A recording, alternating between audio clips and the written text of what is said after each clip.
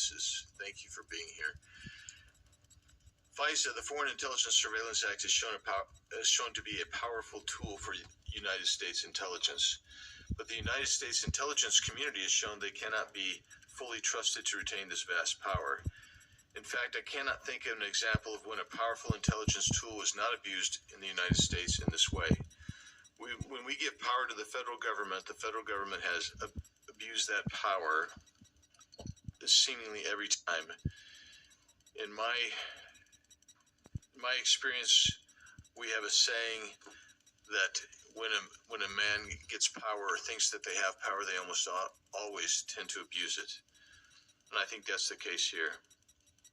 President Obama's IRS had to apologize after targeting conservatives. President Biden's DOJ targets Catholics and characterized worshipers as adhering to a radical traditionalist Catholic ideology. Just last week, the Judiciary Committee learned that the Biden campaign, without any governmental power, peddled a conspiracy theory that the Hunter Biden laptop was Russian disinformation to affect the outcome of an election. And they did this without FISA. A former CIA official testified to this weaponization committee that then Biden campaign senior advisor, now Secretary of State Anthony Blinken, played a role in the inception of the public statement signed by the current and past intelligence officials that claimed that the Hunter Biden laptop was part of a Russian disinformation campaign. A Twitter user was just sentenced for up to 10 years for election interference for tweeting a meme, a joke that fewer than 5,000 people saw or believed. How many people believed this election effort in the Politico article, quote, Hunter Biden's story is Russian disinfo, dozens of former intel office officials say.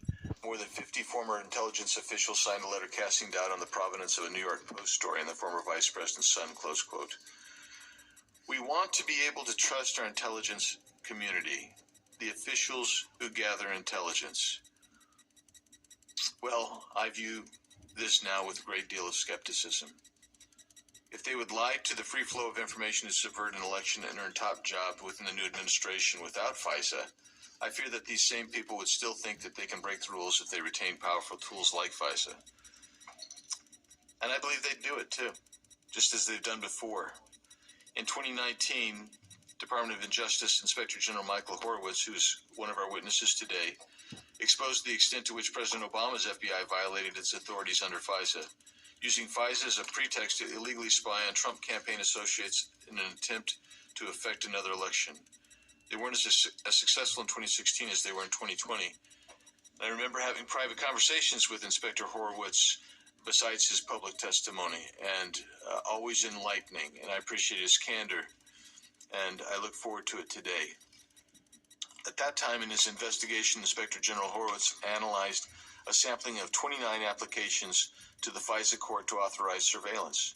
In 25 of them, there was unsupported, uncorroborated, or inconsistent information in the Woods files, which are procedures for ensuring the factual accuracy of information contained in FISA applications. The FBI was unable to even locate the Woods files for the other 4 applications. Further review by the Inspector General revealed that the FBI failed to recognize the significant risk posed by systemic noncompliance with the Woods procedures. In those 29 applications which were reviewed, the Inspector General found over 400 instances of noncompliance with the Woods procedures. The FISA court, the FISC, approved all 29 of those applications.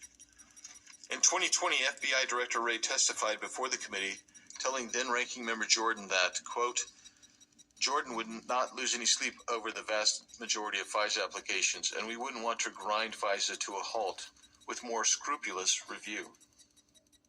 Well, I can't speak for Chairman Jordan, but I actually do lose sleep over FISA applications. I lose sleep over the 3.4 million warrantless searches of Americans' communications using FISA Section 702. 3.4 million warrantless searches in 2021 alone, which is nearly triple the approximately 1.3 million queries in 2020.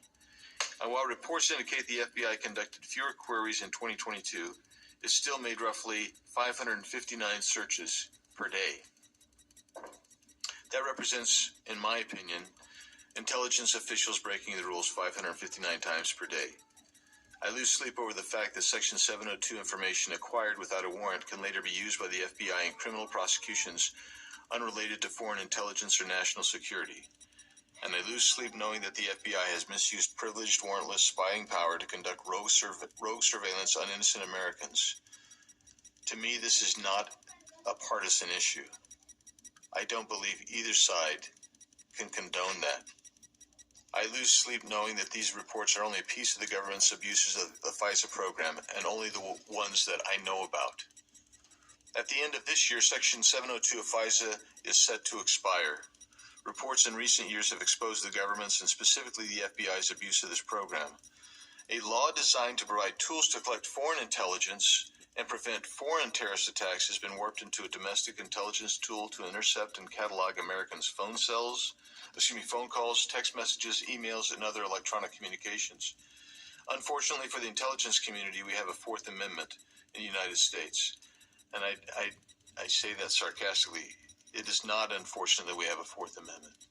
It is one of the great blessings that sets the United States apart from every other nation. As Congress considers whether to reauthorize this program, this committee will be at the forefront. This subcommittee will be at the forefront. This subcommittee has the opportunity to shed a light on the broad issue of warrantless mass surveillance and hopefully end it once and for all. We must consider whether this program can be reformed or if it is already beyond repair. FISA Section 702 explicitly states that it may only be used to target non-U.S. persons located abroad for the purpose of obtaining foreign intelligence information. But it's clear that the government has used communications acquired through this program to conduct backdoor searches of Americans' communications. For years now, I have called for serious